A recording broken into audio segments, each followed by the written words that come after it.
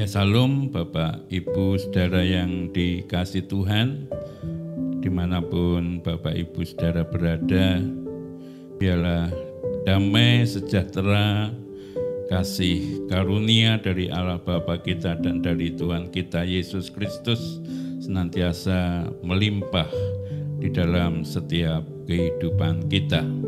Puji Tuhan. Bapak Ibu dan Saudara yang dikasih Tuhan, Tuhan menghendaki bahwa setiap kehidupan kita, orang-orang yang percaya kepada Tuhan Yesus, yang sudah menerima terang yang daripada Tuhan di dalam setiap kehidupan kita, Tuhan menghendaki supaya kita menjadi terang, sebagaimana dikatakan oleh Tuhan dalam Injil Matius pasal yang ke-5. Kamu adalah terang dunia. Di dalam ayat yang ke-14. Artinya bahwa kita dikehendaki Tuhan untuk menjadi terang di dalam dunia. Terang itu akan bisa memancarkan cahayanya. Terang itu akan berdampak secara signifikan ketika terang itu ada di tengah-tengah kegelapan, bukan di lingkungan yang sudah terang. Sebagaimana yang sekarang kita ini ada di gereja, sudah terang karena ada lampu-lampu yang menerangi, dan ketika kita membawa satu pelita yang kecil, pelita itu tidak akan bisa berdampak secara signifikan karena terangnya kalah dengan terang yang lebih besar. Tetapi sekalipun terang itu kecil, kalau ada di dalam kegelapan, maka terang itu akan berdampak untuk memberikan cahaya di tengah-tengah kegelapan itu. Dan dikatakan oleh Tuhan Yesus, terang itu diwujud nyatakan yang melalui perbuatan-perbuatan baik kita. Di dalam Injil Matius pasal yang ke-5 ayat yang ke-16 ya, dikatakan, demikianlah hendaknya terangmu bercahaya di depan orang, supaya mereka melihat perbuatanmu yang baik dan memuliakan Bapakmu yang di surga. Puji Tuhan. Nah, untuk melakukan perbuatan baik, untuk bisa menjadi terang ya di tengah-tengah kegelapan dunia ini, memerlukan satu pengorbanan. Kalau zaman dulu sebelum ada listrik di desa-desa, selalu kalau malam itu mempergunakan lampu dari minyak. Kalau yang kecil ya disebut tintir, ya, kecil.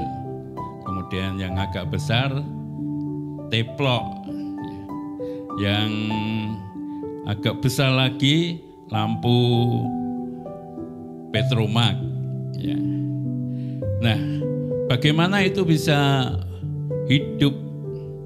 Maka semua harus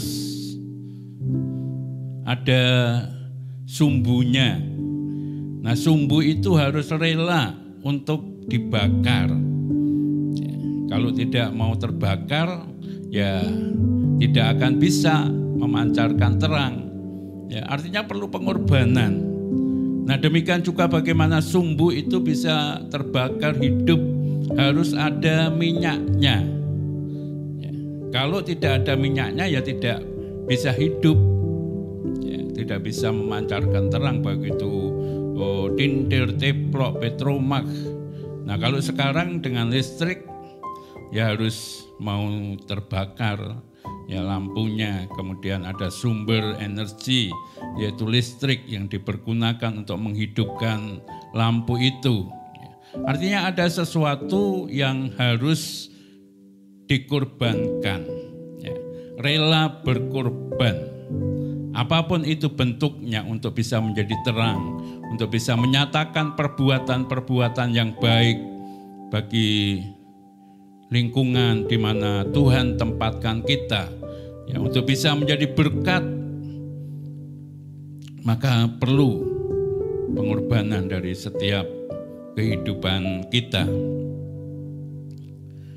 Tetapi Bapak, Ibu, dan Saudara yang dikasihi Tuhan, Tuhan itu selalu mengingat dan selalu memperhitungkan pengorbanan yang sudah kita lakukan, dan apa yang kita lakukan tidak akan pernah sia-sia. Ya. Apa yang kita korbankan tidak akan pernah sia-sia. Pengorbanan yang terbesar yang daripada Tuhan yang bisa kita rasakan di dalam setiap kehidupan kita, yaitu melalui kehadiran Tuhan Yesus di tengah-tengah kehidupan kita, bahkan di dalam setiap kehidupan kita, dan membawa kepada kita memiliki terang itu dan memiliki jaminan kehidupan, pemeliharaan, keselamatan, dan nantinya kehidupan kekal di dalam kemuliaan bersama-sama dengan Bapa di dalam surga. Dan untuk bisa memberikan itu, Tuhan Yesus berkorban sampai akhirnya mati di atas kayu salib. Itu adalah pengorbanan yang terbesar yang Tuhan berikan kepada kita semua. Dan apa yang dilakukan oleh Tuhan tidak pernah sia-sia. Selain menjadi berkat bagi banyak orang yang mau percaya kepadanya, tetapi Tuhan kemudian dipermuliakan oleh Bapa di dalam surga. Ya. Kita akan merenungkan bagaimana kehidupan seorang hamba Tuhan, Nabi Elia, demikian juga seorang janda miskin yang mau dipakai oleh Tuhan dan mengorbankan dirinya pada saat bangsa Israel mengalami satu kesulitan yang berkepanjangan, di mana pada saat itu terjadi musim kemarau yang berkepanjangan sehingga tidak lagi bisa bercocok tanam. Kalau tidak bercocok tanam berarti tidak ada bahan makanan yang bisa dimakan, dan itu menjadikan kelaparan. Nah, keberadaan Nabi Elia pada waktu itu boleh menjadi berkat, menjadi terang bagi bangsa Israel, dan oleh karena keberadaan Nabi Elia kemudian bangsa Israel boleh dipulihkan. Kita akan membaca di dalam kitab 1 Raja-Raja pasal yang ke-17. Saya sangat percaya Bapak, Ibu, dan Saudara sudah sering mendengar akan kisah ini, tetapi saat ini kita akan merenungkan kembali betapa mereka dalam atau melalui hidupnya bisa memberikan dampak yang sangat luar biasa. 1 Raja-Raja pasal 17, kita akan baca ayat yang pertama. Lalu berkatalah Elia, orang Tisbe dari Tisbe Gilead, kepada Ahab, demi Tuhan yang hidup, Allah Israel yang kulayani, sesungguhnya tidak akan ada embun atau hujan pada tahun-tahun ini, kecuali kalau ku katakan. Seorang hamba Allah yang dipakai oleh Allah, ya, memberitahukan kepada umat pilihan Allah. Bangsa Israel itu sebetulnya adalah umat pilihan Allah, tetapi seringkali Tuhan izinkan untuk mengalami berbagai masa-masa keadaan-keadaan yang sulit, masa-masa yang sukar, bukan tanpa alasan. Kenapa Tuhan mengizinkan itu terjadi atas bangsa Israel? Nah, pada zamannya Elia ini, kenapa Elia mengatakan bahwa tidak akan ada embun, tidak akan ada hujan kalau saya tidak mengatakannya? Dan itu terjadi selama 3,5 tahun. Tidak ada hujan, tidak ada embun. Ya. Zaman itu orang sangat bergantung, ya, dengan hasil bumi. Karena belum berkembangnya industri, kemudian perdagangan juga masih di tempat-tempat yang tertentu, sehingga kehidupan orang itu sangat tergantung dengan hasil bumi, ya, dari bercocok tanam, dari memelihara binatang. Ya. Nah, kalau tidak ada hujan berarti tanah menjadi kering. Kalau tanah kering maka tidak bisa menghasilkan apa-apa. Rumput saja yang liar juga tidak bisa tumbuh, sehingga binatang-binatang peliharaan pun juga tidak bisa hidup dengan baik. Ya, apalagi tumbuh-tumbuhan yang dipergunakan untuk kehidupan.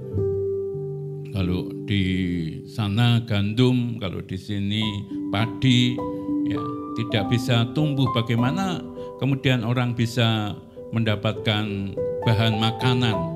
Nah, itu keadaan yang sangat tentu menyulitkan bagi kehidupan pada waktu itu. Nah, di tengah-tengah keadaan yang sulit ini, justru memberi kesempatan untuk melakukan perbuatan-perbuatan yang baik. Di tengah-tengah keadaan yang sukar, di tengah-tengah masa-masa yang sulit, menjadi kesempatan untuk melakukan perbuatan-perbuatan yang baik, untuk bisa menjadi terang. Apa yang dilakukan oleh Elia pada waktu itu sebagai seorang hamba Allah, nabi Allah. Elia dipakai oleh Tuhan untuk menyadarkan kepada bangsa Israel, yang mulai dari rajanya, ya, rakyatnya, yang pada waktu itu sudah tidak lagi hidup di dalam kebenaran firman Tuhan. Kalau kita membaca ayat-ayat di atasnya, di pasal yang ke-16 dikatakan bahwa Ahab anak Omri menjadi raja atas Israel dalam tahun ke-38 zaman Asa raja Yehuda, dan Ahab bin Omri memerintah 22 tahun lamanya atas Israel di Samaria. Ahab bin Omri melakukan apa yang jahat di mata Tuhan lebih daripada semua orang yang mendahuluinya. Dia seorang raja, tetapi dia melakukan apa yang jahat di mata Tuhan. Ya, lebih dari para pendahulunya. Ya, raja-raja Israel yang sebelum Ahab juga seringkali kita baca mereka awalnya setia kepada Tuhan, tetapi kemudian setelah mereka makmur kemudian menyimpang dari kebenaran-kebenaran firman Tuhan. Nah, Ahab ini justru lebih dari mereka. Ya, mereka atau Ahab ini melakukan hal-hal yang tidak baik, melakukan hal yang jahat ya di mata Tuhan. Ketika kemudian dia mengambil Sebel untuk menjadi istrinya, bukan saja kemudian mengambil begitu saja dibawa ke kerajaan, tetapi juga mengikuti cara-cara hidup Sebel yang duniawi, yang tidak lagi menyembah kepada Allah tetapi menyembah kepada berhala-berhala, dan itu menjadi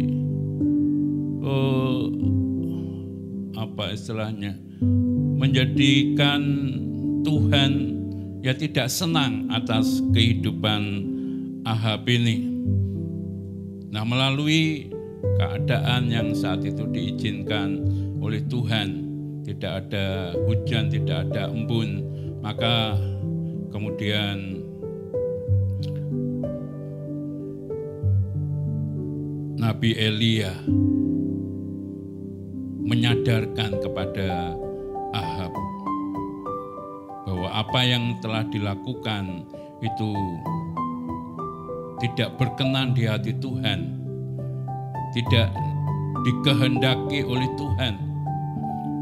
Sekalipun ya kita tahu bagaimana kemudian Nabi Elia ditentang dengan sangat luar biasa, akan dibunuh, bahkan nabi-nabi yang lainnya sudah dibunuh, tapi Nabi Elia tetap ya menyadarkan kepada Ahab dan bahkan seluruh rakyat di Israel pada waktu itu dengan cara-cara Tuhan yang ajaib, dengan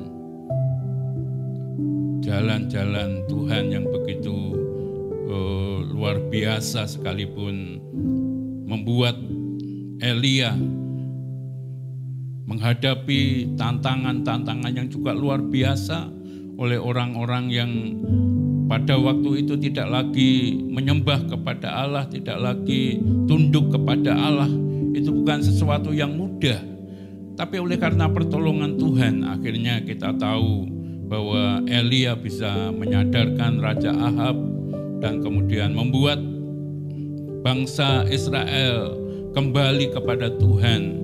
Kehidupannya dipulihkan kembali untuk menyembah kepada Tuhan. Dan saat itulah ketika Elia kemudian berdoa agar supaya hujan menjadi turun, dan akhirnya sekalipun harus berulang kali menaikkan doa kepada Tuhan, maka terjadilah hujan yang sangat lebat, luar biasa.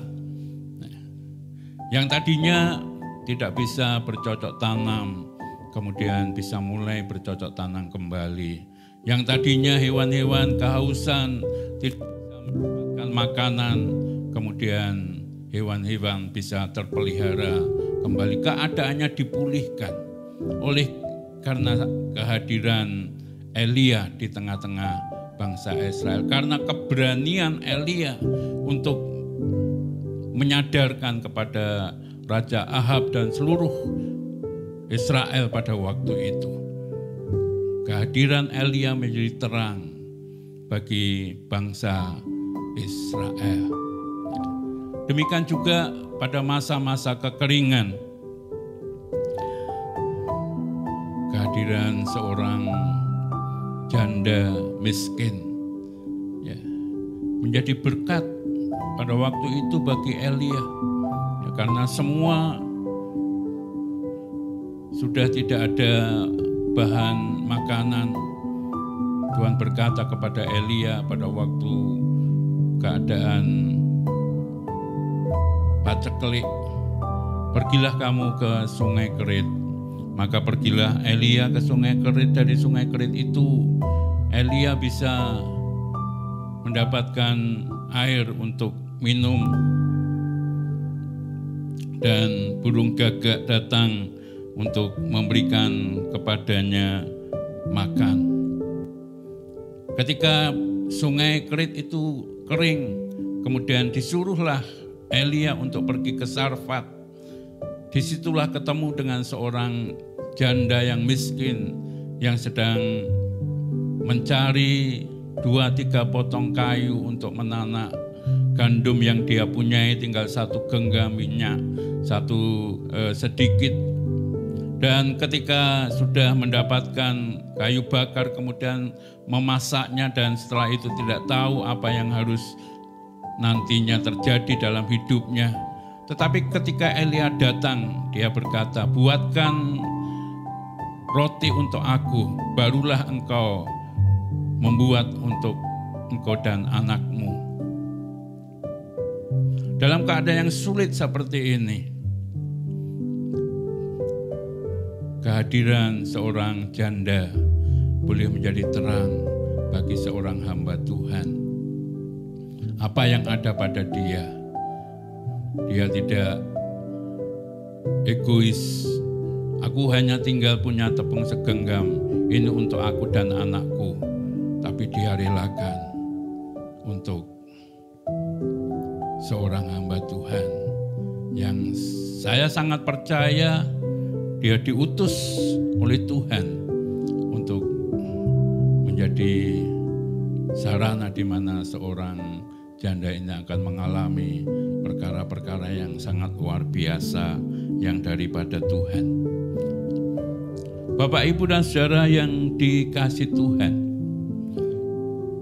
Elia yang mau dipakai oleh Tuhan sekalipun harus melalui tantangan yang besar, mempertaruhkan nyawanya untuk bisa memulihkan bangsa Israel, menyadarkan Raja Ahab, menegur mereka yang tidak lagi hidup di dalam kebenaran firman Tuhan. Tapi toh akhirnya oleh karena Elia, bangsa Israel boleh dipulihkan. Oleh karena seorang janda Sarfat yang miskin, maka seorang hamba Tuhan terpelihara hidupnya. Bapak, Ibu, dan saudara yang dikasih Tuhan, Tuhan itu memelihara orang-orang yang mau dipakai menjadi alatnya, dengan cara-cara Tuhan yang ajaib. Tuhan selalu memelihara setiap orang yang mau dipakai oleh Tuhan menjadi alat-alatnya.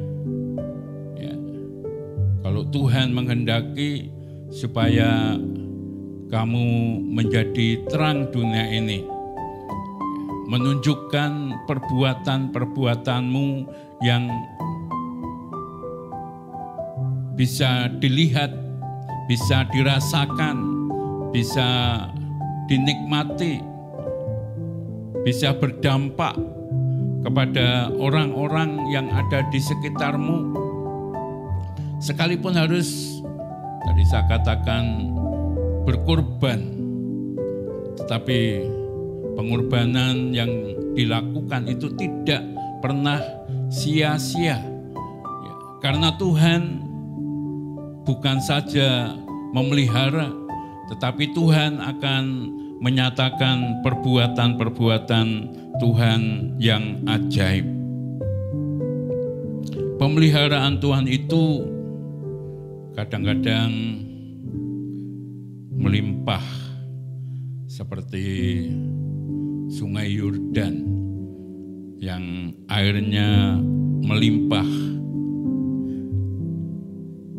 Tetapi pemeliharaan Tuhan kadang-kadang juga terbatas seperti Sungai Kerit yang kecil.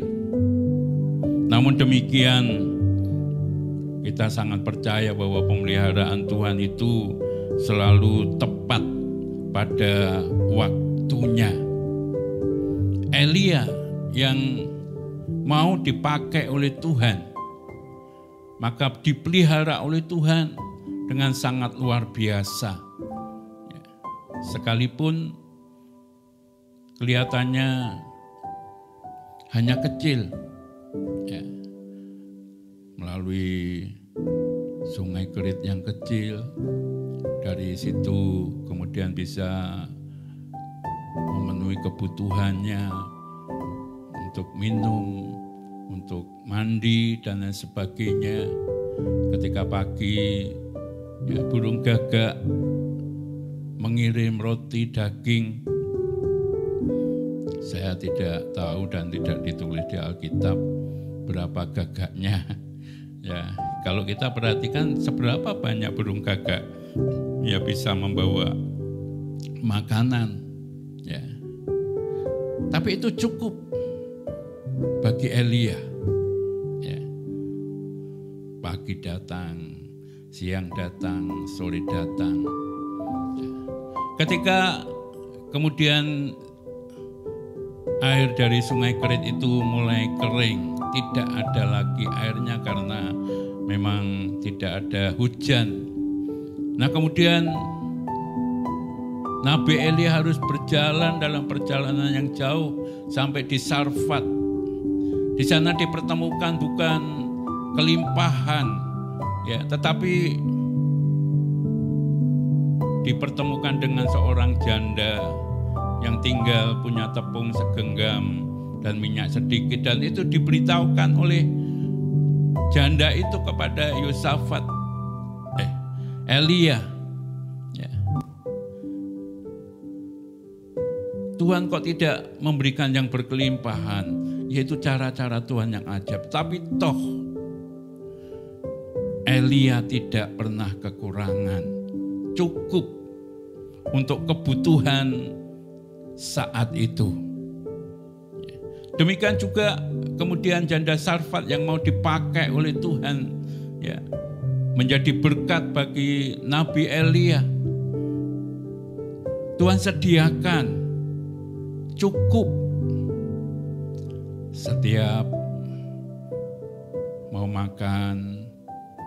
Kemudian sebagaimana dikatakan Nabi Elia, ambil dari tempayan di mana engkau menyimpan gandum itu. Dia nurut saja, ambil, ternyata masih ada. Ketika mau makan lagi, mau masak lagi, mengambil lagi, masih ada, masih ada, masih ada. Itu berjalan sampai akhirnya musim tanam, musim panen tiba. Ya. Sekalipun kecil, sedikit, tetapi terus mengalir pemeliharaan Tuhan bagi hamba-hambanya yang mau dipakai oleh Tuhan. Ya. Tuhan itu tidak membiarkan begitu saja. Ya. Kita yang mau dipakai oleh Tuhan, seringkali kita berpikir untuk keperluan sendiri saja, kurang, bagaimana kita bisa berbagi dengan yang lainnya, untuk memikirkan masalah persoalannya sendiri saja sudah mumet, bagaimana harus memikirkan persoalan orang lain, tambah mumet, dan lain sebagainya. Tapi bukti dari kebenaran firman Tuhan ini menunjukkan bahwa ketika kita mau melakukan perbuatan-perbuatan baik, Tuhan itu tidak pernah membiarkan kita. Tuhan tetap memelihara kepada hamba-hambanya. Baik bagi seorang Elia maupun seorang janda Sarfat. Bahkan ketika anak janda Sarfat itu sakit akan mati pun Tuhan menolong dengan cara-cara Tuhan yang ajaib. Maka berdasarkan kebenaran firman Tuhan ini, Bapak, Ibu, dan Saudara yang dikasihi Tuhan, kalau Tuhan memanggil setiap kita, kamu adalah terang dunia. Biar terangmu bercahaya dan orang bisa melihat, merasakan perbuatan-perbuatan baik dari kehidupanmu. Mari kita menuruti apa yang menjadi panggilan Tuhan, menjadi kehendak Tuhan atas setiap kehidupan kita. Sekalipun kita ada di tengah-tengah masa yang sukar, masa yang gelap, tapi justru disitulah kita bisa tampil sebagai terang melalui perbuatan-perbuatan kita, sehingga menjadi berkat bagi banyak orang. Dan saya sangat percaya Tuhan tidak akan pernah membiarkan kepada kita, tapi Tuhan akan menyatakan kasih-Nya, menyatakan kuasa-Nya, dan apa yang kita sudah kerjakan tidak akan pernah akan sia-sia, tapi Tuhan akan mengembalikan dengan berlipat kali ganda. Ya mungkin tidak secara frontal besar-besaran, tetapi pemeliharaan Tuhan selalu cukup dan tepat pada waktunya di dalam setiap kehidupan kita semua, sehingga kita tetap bisa memenuhi panggilan Tuhan, tetapi hidup kita tetap terpelihara oleh Tuhan, dan melalui kehidupan kita pun nama Tuhan diagungkan dan dipermuliakan, dan kita boleh menarik jiwa-jiwa untuk datang kepada Tuhan, menjadikan mereka menerima Tuhan Yesus sebagai Tuhan dan Juru Selamatnya, dan akhirnya seperti apa yang Tuhan kehendaki, agar supaya semua mendapatkan terang, cahaya kemuliaan yang daripada Tuhan. Puji Tuhan, Tuhan memberkati kita sekalian. Amin.